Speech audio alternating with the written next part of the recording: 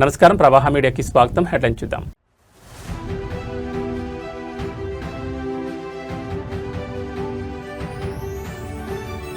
మహిళా రిజర్వేషన్లపై కేంద్రం కీలక నిర్ణయం. రేపు పార్లమెంట్ మీదకు సవరణ బిల్లు.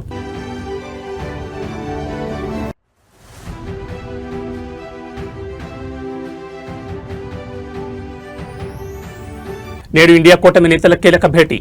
డీలిమిటేషన్ బిల్లుపై చర్చించనున్న నేతలు.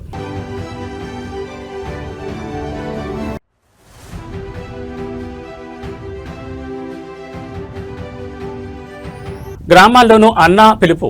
నేడు 62 అన్నా క్యాంటీన్లను ప్రారంభించనున్న సీఎం చంద్రబాబు.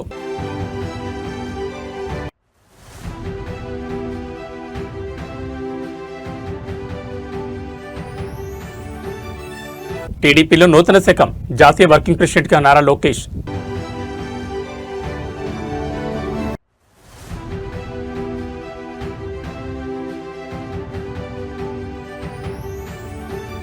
రేవంత్ తీరుపై జీవన్ రెడ్డి రెబల్ గళం. కాంగ్రెస్ వర్గాల్లో పెను ప్రకంపనలు.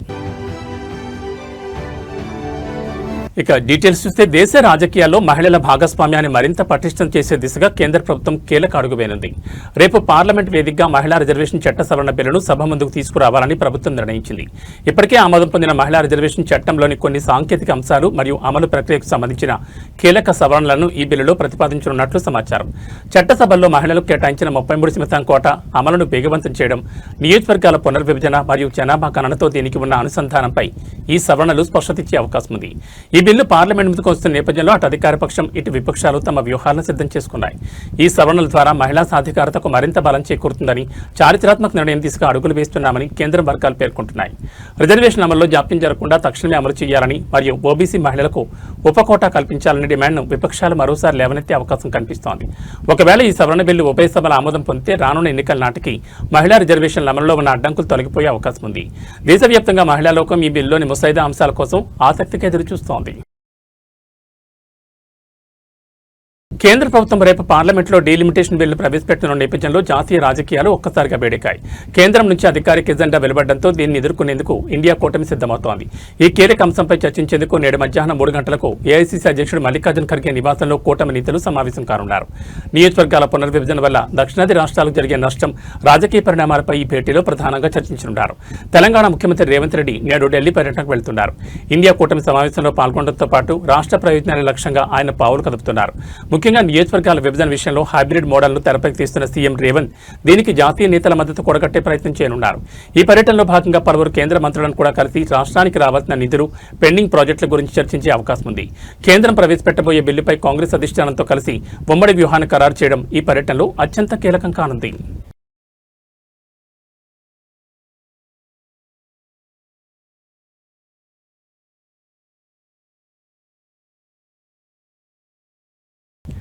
ఆంధ్రప్రదేశ్ రాష్ట్రంలోని గ్రామీణ పేదల కోసం మరో కీలక నిర్ణయానికి నేడు శ్రీకారం చుడుతున్నారు ముఖ్యమంత్రి చంద్రబాబు నాయుడు.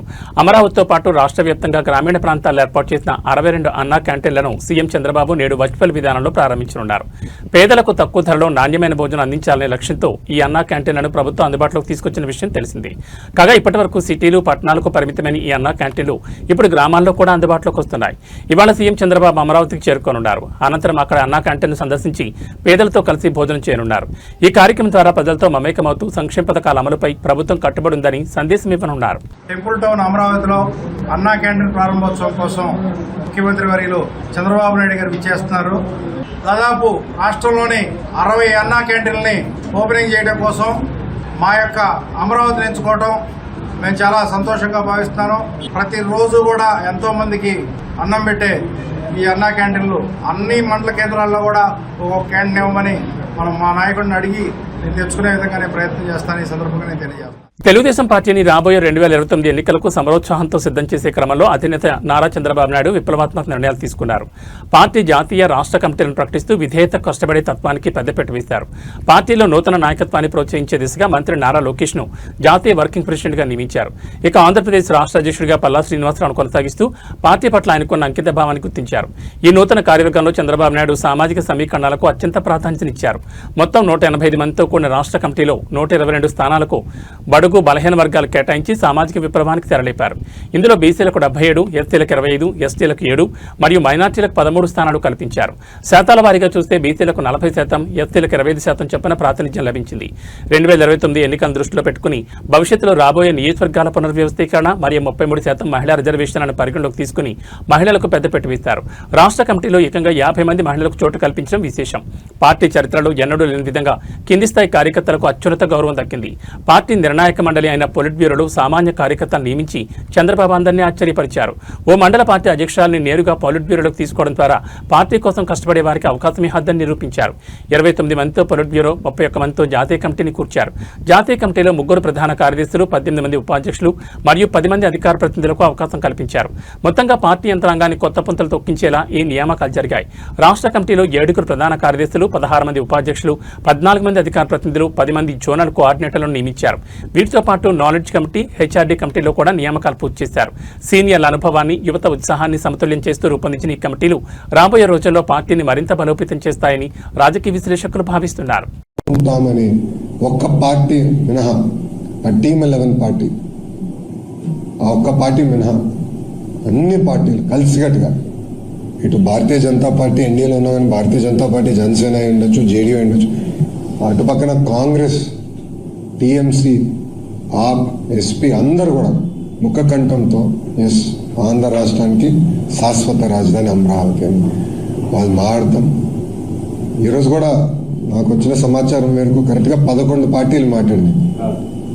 సో 11 నంబర్ అనేది గత పాలకులు చేసిన పొరపాట్ల వల్ల ఆ 11 నంబర్ అనేది వాళ్ళు వెంటాడుతుంది. సో ఈరోజు కూడా అనుకోకుండా 11 పార్టీలు మాట్లాడాయి. దాంట్లో ఒక పార్టీ యాజ్ యూజువల్ వాకౌట్, వాళ్ళకి ఫ్యాషన్ అది. ఏపీ ఇంటర్మీడియట్ 2025-26 పరీక్షల ఫలితాలు విడుదలయ్యాయి. మంత్రి నారా లోకేష్ ఈ ఫలితాలు విడుదల చేశారు. ఈ ఏడాది 10.50 లక్షల మంది విద్యార్థులు పరీక్షలకు హాజరవగా ఫస్ట్ ఇయర్లో 77% మంది విద్యార్థులు పాస్ అవ్వగా సెకండ్ ఇయర్లో 81% మంది విద్యార్థులు ఉత్తీర్ణులైనట్టు మంత్రి వెల్లడించారు. వొకేషనల్ కోర్సులో ఫస్ట్ ఇయర్ స్టూడెంట్స్ 61% పాస్ అవ్వగా సెకండ్ ఇయర్లో 74% పాస్ అయినట్లు మంత్రి వివరించారు. బాలురు బాలికల వారీగా చూస్తే ఇంటర్ ఫస్ట్ ఇయర్లో 72% బాలురు పాస్ అవ్వగా 81% బాలికలు ఉత్తీర్ణులయ్యారు. సెకండ్ ఇయర్లో బాలురు 76% పాస్ అవ్వగా 85% మంది బాలికలు పాస్ అయ్యారు. గడిచిన 12 ఏళ్లలో ఈ ఏడాది ఇంటర్ విద్యార్థులు అత్యంత ఫలితాలు సాధించారని మంత్రి అభినందించారు. విద్యార్థులు వెబ్సైట్లో హాల్ టికెట్ నెంబర్ ఎంటర్ చేయడం ద్వారా ఫలితాలను పొందొచ్చు. లేదా వాట్సాప్లో 9552300009 నంబర్కు హాయ్ అని మెసేజ్ చేసి హాల్ టికెట్ నెంబర్ను పంపితే రిజల్ట్ నేరుగా వాట్సాప్కి వస్తుందని మంత్రి నారా లోకేష్ తెలిపారు. పరీక్షల్లో ఉత్తీర్ణత సాధించలేని విద్యార్థులు అధైర్యపడొద్దని సూచించారు. మరింత పట్టుదలతో శ్రమించి సప్లిమెంటరీలో మంచి మార్కులతో పాస్ అవ్వాలని ఆకాంక్షించారు. ఈ సున్నితమైన సమయంలో విద్యార్థులకు తల్లిదండ్రులు, కళాశాల యాజమాన్యాలు మద్దతు ఇవ్వాలని విజ్ఞప్తి చేశారు.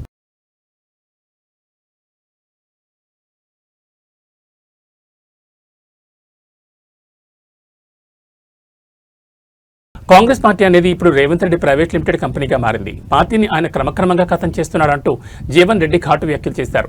కనీసం సొంత పార్టీ ఎమ్మెల్యేలకు కూడా ముఖ్యమంత్రి అపాయింట్మెంట్ ఇవ్వడం లేదని, ప్రజాప్రతినిధులను గౌరవించే సంస్కృతి రేవంత్ రెడ్డికి లేదని మండిపడ్డారు. ఈ సందర్భంగా మాజీ ముఖ్యమంత్రి కేసీఆర్ తీరును జీవన్ రెడ్డి కొనియాడారు. కేసీఆర్ నా వయసును గౌరవిస్తారు, నన్ను ఎప్పుడూ అన్నా అని పిలుస్తారు. కేసీఆర్కు ప్రజలంటే అపారమైన గౌరవం ఉంది, కానీ రేవంత్ రెడ్డికి అహంకారం తప్ప ప్రజల పట్ల గౌరవం లేదని విమర్శించారు. తన రాజకీయ భవిష్యత్తుపై స్పందిస్తూ జీవన్ రెడ్డి కీలక వ్యాఖ్యలు చేశారు. నేను బీఆర్ఎస్లో చేరడం అనేది ప్రజల కాంక్ష అని పేర్కొనడం రాజకీయ వర్గాల్లో పెద్ద ఎత్తున చర్చకు దారితీసింది. కాంగ్రెస్ పార్టీలో తనకు జరుగుతున్న అవమానం పట్ల ఆయన తీవ్ర అసంతృప్తితో ఉన్నట్లు ఈ వ్యాఖ్యలు స్పష్టం చేస్తున్నాయి. ముఖ్యమంత్రిపై సీనియర్ నేత జీవన్ రెడ్డి చేసిన ఈ వ్యాఖ్యలు కాంగ్రెస్ వర్గాల్లో కలకలం సృష్టించాయి. ఒకవైపు ప్రభుత్వం ప్రతిష్టాత్మక పథకాలతో ముందుకు వెళ్తుంటే సొంత పార్టీ నేతలే ఈ స్థాయిలో విమర్శలు చేయడం ప్రభుత్వానికి ఇబ్బందికరంగా మారింది. దీనిపై రేవంత్ రెడ్డి వర్గం లేదా పీసీసీ ఏ విధంగా స్పందిస్తుందో వేచి చూడాలి. కాంగ్రెస్ పార్టీని ప్రైవేట్ లిమిటెడ్ కంపెనీలాగా తయారు చేసుకుని తెలంగాణ రాష్ట్ర కాంగ్రెస్ పార్టీని ఏదైతుందో ఒక ప్రైవేట్ లిమిటెడ్ కంపెనీకి తయారు చేసుకున్నారా? ఏదైనా పార్టీ సూచనల మేరకు ప్రభుత్వం నడవాలి, అది రివర్స్ గా ప్రభుత్వ సూచనల మేరకు పార్టీ నడుస్తుందా? మరి కేసీఆర్ గారు ఒక విధంగా ప్రజా జీవితంలో సమకాలి కూడా అని బీఆర్ఎస్ రాష్ట్ర పార్టీ అధ్యక్షుడు, అని బీఆర్ఎస్ పార్టీ రాష్ట్ర శాఖ అధ్యక్షుడు. ఆయన వాయిస్ లో నాకంటే పిన్న, నన్ను అన్నా అంటాడు, ఆయన నన్ను అన్నా అంటాడు, నా వయసును గౌరవిస్తాడు. ఆయన ఇవ్వాలి కాదు, ఆయన ముఖ్యమంత్రిగా ఉన్ననాడు ఏదైతుందో అన్నాన్ని కేవలం ప్రతిపక్ష పార్టీ శాసనసభ్యుడికి ఏదైతుందో ఉన్నా కానీ నాపై గౌరవంతో అప్పుడు జగిత్యాల నియోజకవర్గ అభివృద్ధి కొరకు ప్రత్యేకంగా నిధులు కేటాయింపు చేసింది. ఇలా కేసీఆర్ గారు కేవలం వ్యక్తిగతంగా నా గురించి అని కాదే, ఆయన ప్రజలంటే గౌరవం, తెలంగాణ అంటే గౌరవం, నీలాగా కాదు. ఆయన ప్రజలంటే గౌరవం, తెలంగాణ సమాజం అంటే గౌరవం. ఆయన తెలంగాణ సమాజాన్ని ఏ విధంగా గౌరవించాలనేది కేసీఆర్ గారికి తెలుసు. సోషల్ మీడియాలో ముఖ్యమంత్రి చంద్రబాబు నాయుడు లక్ష్యంగా చేసుకుని అభ్యంతరకర పోస్టింగ్లు పెట్టిస్తున్నారనే ఆరోపణతో పూడి శ్రీహరిని పోలీసులు అదుపులోకి తీసుకున్నారు. చంద్రబాబు నాయుడు చేతిలో కత్తి ఉన్నట్లుగా యానిమేషన్ ద్వారా రూపొందించిన పోస్టింగ్లను సామాజిక మాధ్యమాల్లో వైరల్ చేసినట్లు శ్రీహరిపై చిత్తూరులో కేసు నమోదైంది. ఈ పోస్టింగ్లు ముఖ్యమంత్రి వ్యక్తిత్వాన్ని కించపరిచేలా ఉన్నాయని, శాంతి భద్రతలకు విఘాతం కలిగించేలా ఉన్నాయని ఫిర్యాదులు అందడంతో పోలీసులు చర్యలకు ఉపక్రమించారు. అదుపులోకి తీసుకున్న సమయంలో పోలీసులు శ్రీహరి వద్ద ఉన్న సెల్ ఫోన్, ల్యాప్టాప్ను స్వాధీనం చేసుకున్నారు. ఈ డిజిటల్ సాక్ష్యాల ద్వారా సదరు యానిమేషన్ పోస్టింగ్ల వెనుక ఉన్న మూలాలను, ఇతర కీలక సమాచారాన్ని సేకరించే పనిలో చిత్తూరు పోలీసులు నిమగ్నమయ్యారు. వీటిని ఫోరెన్సిక్ విశ్లేషణకు కూడా పంపనున్నట్టు తెలుస్తోంది. శ్రీహరి అరెస్టును వైఎస్ఆర్సీపీ శ్రేణులు ఖండిస్తున్నాయి. కక్షపూరిత రాజకీయాల్లో భాగంగానే ప్రభుత్వం సోషల్ మీడియా కార్యకర్తలను, పార్టీ నేతలను వేధిస్తుందని ఆరోపిస్తున్నారు. మరోవైపు సోషల్ మీడియా వేదికగా విద్వేషాలు రెచ్చగొట్టేలా, ముఖ్యమంత్రిని కించపరిచేలా వ్యవహరించేలా వారిని వదిలిపెట్టే ప్రసక్తే లేదని కూటమి నేతలు స్పష్టం చేస్తున్నారు. కాగా జగన్ ప్రభుత్వ హయాంలో సిపిఆర్ఓగా పనిచేసిన శ్రీహరి ప్రస్తుతం వైఎస్ఆర్సీపీ సోషల్ మీడియా కార్యకలాపాలను పర్యవేక్షిస్తున్నారు.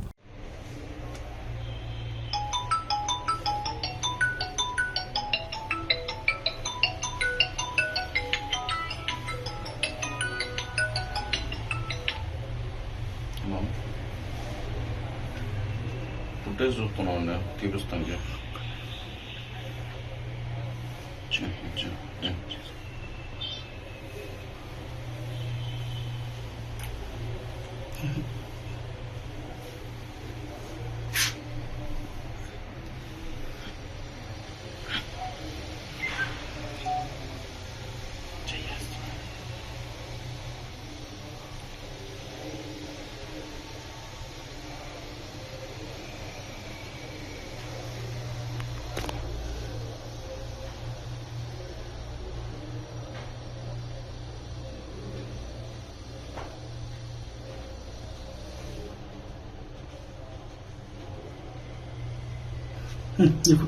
తెలంగాణ ముఖ్యమంత్రి రేవంత్ రెడ్డి సొంత మండలమైన వంగూరులో ఇసుక మాఫియా బరితెగిస్తోంది. ప్రభుత్వ నిబంధనలు తుంగలో తొక్కి అనుమతుల పేరుతో అక్రమంగా ఇసుక దందాను కొనసాగిస్తున్నారు. రాత్రి సమయాల్లో విచ్చలవిడిగా ఇసుక తరలిస్తున్నా అధికారులు పట్టించుకోవడం లేదనే విమర్శలు వెలువెత్తున్నాయి. ఇసుక మాఫియా ఆగడాలపై దుందిబి వాగు సమీప గ్రామస్తులు తిరగబడుతున్నారు. ఇక్కడ నుంచి రాత్రి వేళ అక్రమంగా ఇసుక తరలిస్తున్న వారిని పోల్కంపల్లి గ్రామస్తులు అడ్డుకున్నారు. రాత్రిపూట ఇసుకను తరలిస్తున్న పలు ట్రాక్టర్లను స్థానికులు నిలిపివేసి నిరసన వ్యక్తం చేశారు. మన ఇసుక మన వాహనం పథకం ద్వారా మాత్రమే ఇసుకను తరలించాలని జిల్లా కలెక్టర్ స్పష్టమైన ఆదేశాలు జారీ చేసినప్పటికీ క్షేత్రస్థాయిలో పరిస్థితి భిన్నంగా ఉంది. కొంతమంది అధికారులు ఇసుక మాఫియాతో చేతులు కలిపి కలెక్టర్ ఆదేశాలను బేఖాతరు చేస్తున్నారనే ఆరోపణలు వస్తున్నాయి. నిబంధనల ప్రకారం అనుమతులుంటే పగటి సమయంలోనే రవాణా చేయాల్సిండగా గుట్టుచప్పుడు కాకుండా రాత్రి వేళలో ఇసుకను తరలించడంపై అనుమానాలు వ్యక్తమవుతున్నాయి. అక్రమ రవాణాను ప్రశ్నిస్తున్న గ్రామస్తులపై ఇసుక మాఫియా ఒత్తిళ్లు తీసుకురావడమే కాకుండా బెదిరింపులకు పాల్పడుతున్నట్లు సమాచారం. సీఎం ప్రాతినిధ్యం వహిస్తున్న ప్రాంతంలోని ఇలాంటి అక్రమాలు జరగడంపై స్థానికులు మండిపడుతున్నారు. ప్రభుత్వ ఆదాయానికి గండికొడుతూ పర్యావరణానికి హాని కలిగిస్తున్న ఈ ఇసుక అక్రమ రవాణాను అధికారులు ఎందుకు అడ్డుకోవడం లేదని ప్రజలు ప్రశ్నిస్తున్నారు. ఇప్పటికైనా ఉన్నతాధికారులు స్పందించి రాత్రిపూట సాగుతున్న ఈ అక్రమ దందాపై కఠిన చర్యలు తీసుకోవాలని దుందిబి వాగు పరివాహక గ్రామస్తులు డిమాండ్ చేస్తున్నారు. దొంగతనంగా నైట్ పూట ఇసుక కొడుతున్నారు. ఇక్కడ గ్రామస్తులు, వార్డు మెంబర్ పరశురాములు, కోల్కంపల్లి సర్పంచ్ కొడుకు అందరు ఆపిరు. ఈ బండి ఆపిరు. ఏడు కొడుతున్నావు ఇసుకే? స్కూల్కు నైట్ పూట ఎందుకు కొట్టాలి దొంగతనంగా? మార్నింగ్ కొట్టొచ్చుగా, మార్నింగ్ కొట్టొచ్చు కదా అంటున్నా. కలెక్టర్ చెప్పిండు మన ఇసుకే మన పనులు నడవాలని గవర్నమెంట్ పరంగా. నైట్ కూడా ఎందుకు కొట్టాలి దొంగతనంగా? దొంగతనంగా ఎందుకు చెప్పాలి? ఇప్పుడు నాకు ఎస్ఐ చేసిండు ఫోను, నైట్ కూడా కొడతారు దొంగతనంగా అనేసి మహేష్ గౌడ్ ఎస్ఐ గారు నాకు చెప్పారు. బండ్లు వస్తాయి నువ్వు ఆపకబ్బా అని నాకు చెప్తున్నాడు. నైట్ పూట దొంగతనంగా ఎందుకు కొట్టాలి? పొద్దుగాల పూట కొట్టవచ్చు కదా. ఎమ్మెల్యే చెప్పిండు, మినిస్టర్ చెప్పిండు, సీఎం గారు చెప్పారు అని చెప్తున్నావు కదా. మరి మార్నింగ్ కూడా కొట్టవచ్చు కదా. నువ్వు నైట్ పూట ఎందుకు కొడుతున్నావు? మీ ఓనర్ ఎవరు? మీ ఓనర్ పేరు ఏం పేరు? ముఖేష్ యాదవ్. ఏ ఊరైనా? గాజారా. ఈ బండ్లు ఏడు నుంచి నింపుకొస్తున్నావు? సైగోళ్ళు ఎవరి బండ్లు ఇవి? సైగోళ్ళు ఏడా నింపినావు? కాలువ అంటే ఏడా నింపినావు? అదే కాలువ కాడ ఏడా నింపినావు అంటున్నా. పోల్కంపల్లి గ్రామస్తులు అందరూ ఆపిరు. వార్డు మెంబర్ పరశురాములు, సర్పంచ్ పోల్కంపల్లి సర్పంచ్ వాళ్ళ కొడుకు కూడా ఆపింది ఇక్కడ బండ్లు. ఇక్కడ ఇసుక నైట్ పూట ఇప్పుడు టైం ఎంత అయిందంటే దాదాపుగా 12:30 అవుతుంది. ఈ బండి ఒక ఎస్ఐ మహేష్ గౌడ్ ఉసుకే బండ్లు వస్తున్నాయి, నువ్వు ఆపకు, ఇది స్కూల్కు అంటున్నాడు. మరి మన ఇసుక మన గవర్నమెంట్ పాలసీ వచ్చింది కదా, కలెక్టర్ చెప్తున్నాడు, ఆర్డీఓ చెప్తున్నాడు, ఎంఆర్ఓ గారు చెప్తున్నారు మన ఇసుక మన అనేసి గవర్నమెంట్ పాలసీ ఉందని. అంటే గవర్నమెంట్ కు దండి కొట్టే విధంగా ఈ పాలక వర్గం, ఈ అధికార పార్టీ కొమ్ములు కాస్తున్నారా? వీళ్ళందరూ ఈ అధికార పార్టీ కొమ్ములు కాస్తున్నారా? ఇది మైనింగ్ శాఖ సంబంధించిన ఇసుక మాఫియా. ఒక ఎస్ఐ మహేష్ గౌడ్ నాకు ఫోన్ చేసి ఉసుక నా పోదని చెప్తున్నాడు. ఇంకో ఈయన వచ్చి ఈయన పేరేం పేరు రాజు, నైట్ పూట బండ్లు పట్టుకుంటే మేము నాకు తెలిసి ఇవ్వాలా ఈ రోజు వస్తున్నాయి. ఇంకో ఉసుకే మొత్తం ఫుల్ లోడ్ వచ్చింది. ఒక మహేష్ గౌడ్ చెప్తున్నాడు, ఎస్ఐ గారు చెప్తున్నాడు. ఏమని చెప్తున్నారు వారంటే, సురేందర్ నువ్వు బండ్లు ఆపకు, ఇది స్కూల్ కోసం వస్తుంది అంటున్నారు. అవునండి, గవర్నమెంట్ పాలసీ పెట్టారు కదా, మన ఇసుక మన అనేది ఒక పాలసీ పెట్టిరు. కలెక్టర్ గారు చెప్పారు, ఆర్డీఓ చెప్పిండు, ఎంఆర్ఓ చెప్పాడు. ఈ దొంగతనంగా ఇసుక ఎందుకు నడిపిస్తున్నారు? బీహార్ రాజకీయాల్లో పెనుమార్పు చోటు చేసుకుంది. బీహార్ నూతన ముఖ్యమంత్రిగా బీజేపీ నేత సామ్రాట్ చౌదరి ప్రమాణ స్వీకారం చేశారు. రాజ్భవన్లో జరిగిన ప్రత్యేక కార్యక్రమంలో గవర్నర్ ఆయనతో ప్రమాణం చేయించారు. సామ్రాట్ చౌదరితో పాటు డిప్యూటీ సీఎంగా విజయ్ కుమార్ చౌదరి ప్రమాణ స్వీకారం చేశారు. బీహార్ రాజకీయ చరిత్రలో ఇది ఒక మైలురాయిగా నిలవనుంది. ఇప్పటి వరకు ప్రాంతీయ పార్టీల నీడలో లేదా సంకీర్ణ భాగస్వామిగా ఉన్న బీజేపీ తొలిసారిగా నేరుగా ముఖ్యమంత్రి పీఠాన్ని దక్కించుకోవడం విశేషం. సీఎంతో పాటు నూతన మంత్రివర్గం కూడా కొలువుతీరింది. సామాజిక సమీకరణాలను దృష్టిలో ఉంచుకుని మంత్రివర్గంలో వివిధ వర్గాలకు చోటు కల్పించారు. ఈ చారిత్రాత్మక కార్యక్రమానికి ప్రధాని నరేంద్ర మోడీ, కేంద్ర హోంమంత్రి అమిత్ షా హాజరు కాలేదు. ప్రస్తుతం వారు పశ్చిమ బెంగాల్ మరియు తమిళనాడు రాష్ట్రాల ఎన్నికల ప్రచారంలో బిజీగా ఉండడం వల్ల ఈ వేడుకకు రాలేకపోయారు. అయితే వారు ఫోన్ ద్వారా నూతన ముఖ్యమంత్రికి, డిప్యూటీ సీఎంకు తమ శుభాకాంక్షలు తెలిపారు. నూతన ముఖ్యమంత్రి సామ్రాట్ చౌదరి ముందు ఇప్పుడు అనేక సవాళ్లున్నాయి. ముఖ్యంగా రానున్న ఎన్నికల దృష్ట్యా పరిపాలనను గాడిలో పెట్టడం, అభివృద్ధి పథకాలను ప్రజలకు తీసుకెళ్లడంపై ఆయన దృష్టి సారించనున్నారు. బీజేపీ అగ్రనాయకత్వం నమ్మకాన్ని నిలబెట్టుకుంటూ రాష్ట్రంలో పార్టీని మరింత బలోపేతం చేసే బాధ్యత ఇప్పుడు ఆయన భుజస్కంధాలపై ఉంది. मैं सम्राट चौधरी ईश्वर की शपथ लेता हूँ कि मैं विधि द्वारा स्थापित भारत के संविधान के प्रति सच्ची श्रद्धा और निष्ठा रखूंगा। मैं भारत की प्रभुता और अखंडता अक्षुण रखूंगा। मैं बिहार राज्य के मुख्यमंत्री के रूप में अपने कर्तव्यों का श्रद्धा पूर्वक और शुद्ध अंतःकरण से निर्वहन करूंगा तथा मैं भय या पक्षपात अनुराग या द्वेष के बिना सभी प्रकार के लोगों के प्रति संविधान और विधि के अनुसार न्याय करूंगा।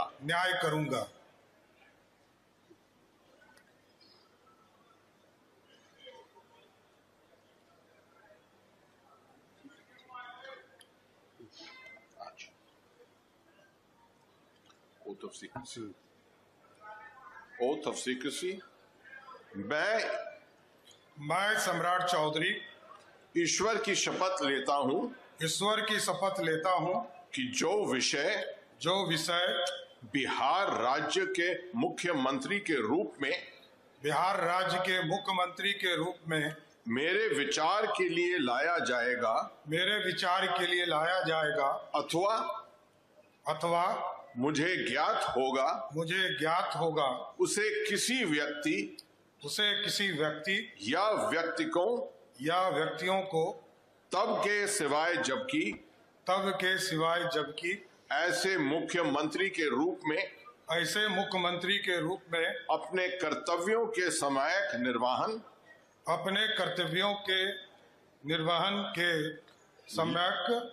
के लिए ऐसा करना अपेक्षित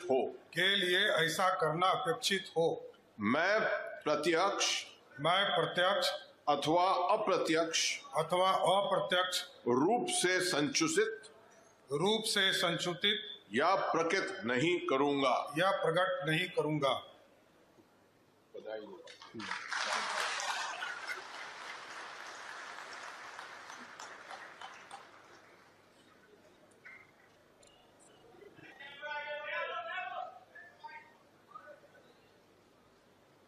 కామారెడ్డి జిల్లా ఎల్లారెడ్డి పట్టణంలోని మహాత్మా జ్యోతిబా పూలే బీసీ బాలికల వసతి గృహంలో తీవ్ర విషాదం నెలకొంది. హాస్టల్లో ఉండి చదువుకుంటున్న 8వ తరగతి విద్యార్థిని శ్రావణి గుండెపోటుతో మృతి చెందడం స్థానికంగా కలకలం రేపింది. నసరుల్లాబాద్ మండల కేంద్రానికి చెందిన శ్రావణి ఎల్లారెడ్డి బీసీ గర్ల్స్ హాస్టల్లో ఉంటూ 8వ తరగతి చదువుతోంది. కాగా బుధవారం విద్యార్థిని అకస్మాత్తుగా తీవ్ర అస్వస్థతకు గురై ప్రాణాలు కోల్పోయింది. అధికారులు విద్యార్థిని ఎల్లారెడ్డి ప్రభుత్వాసుపత్రికి తరలించగా అప్పటికే మృతి చెందినట్లు వైద్యులు ధృవీకరించారు. శ్రావణి మరణవార్త తెలుసుకున్న తల్లిదండ్రులు, బంధువులు ఆసుపత్రికి చేరుకుని తీవ్ర ఆవేదన వ్యక్తం చేశారు. 14 ఏళ్ల చిన్న వయసులో గుండెపోటు రావడం ఏంటని వారు ప్రశ్నిస్తున్నారు. విద్యార్థిని మృతిపై తమకు అనేక అనుమానాలున్నాయని, హాస్టల్ నిర్వాహకుల నిర్లక్ష్యం ఉందేమోనని ఆరోపిస్తూ ఆసుపత్రి ఎదుట ఆందోళన దిగారు. తమ బిడ్డ మృతిపై సమగ్ర విచారణ జరిపించాలని, బాధ్యులపై కఠిన చర్యలు తీసుకోవాలని తల్లిదండ్రులు డిమాండ్ చేస్తున్నారు. ప్రభుత్వం స్పందించి తమ కుటుంబానికి న్యాయం చేయాలని వారు కోరుతున్నారు. ఆసుపత్రి వద్ద ఉద్రిక్తత నెలకొనడంతో పోలీసులు పరిస్థితిని సమీక్షిస్తున్నారు.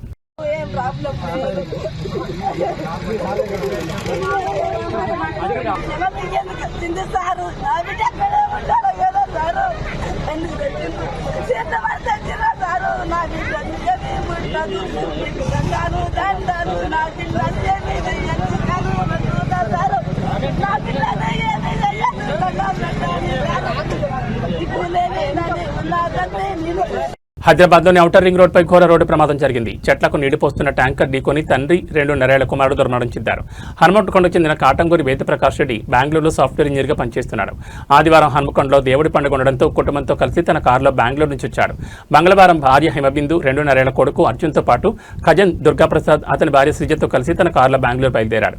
ఈ క్రమంలో ఘట్కేశ్వర వద్ద ఓఆర్ఆర్ ఎక్కారు. పెద్ద అంబర్పేట వద్ద నీళ్లు పోస్తున్న ట్యాంకర్ను ఢీకొట్టాడు.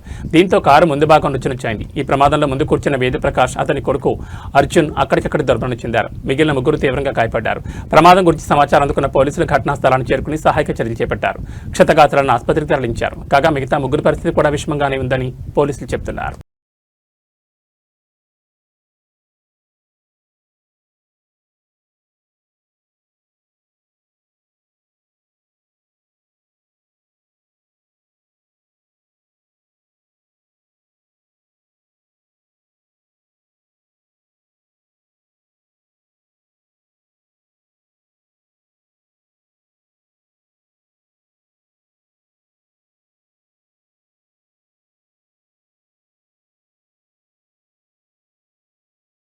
ఏవీ బులెటిన్ విశేషాలు. నమస్కారం.